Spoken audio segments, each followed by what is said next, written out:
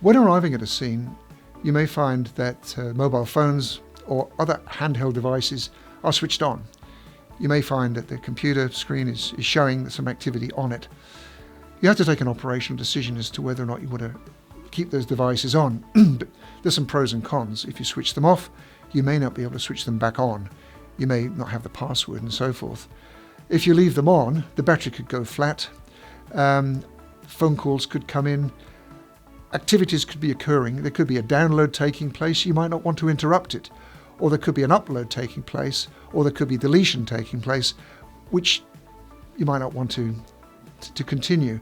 So you can actually put the computer into a standby mode or a sleep mode and cut off those things. You can disconnect the internet, you can pull the internet off at the back. I wouldn't suggest that. You may try and switch it off. But you need some competency on how to do that. Otherwise you could start opening up all sorts of applications.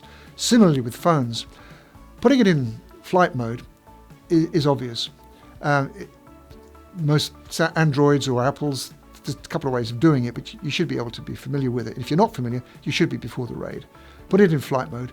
Also switch off any Bluetooth connection that's there and any other Wi-Fi or infrared if that's also present. Very rare these days. So there's a number of things to consider. If you switch off the phone, you may not be able to switch it back on and then gain access if it's encrypted.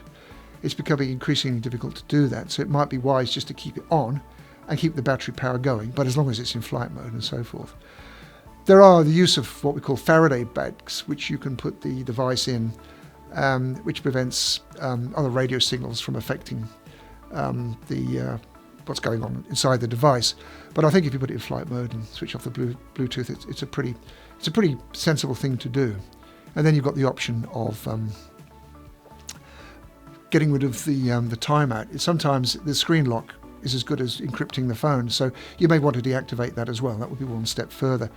Again, whether it's an Android smartphone or an Apple, you could decide on which is the best process to do that. As long as you keep it active, so you can then connect your software and the devices and extract from it, then you haven't lost the evidence.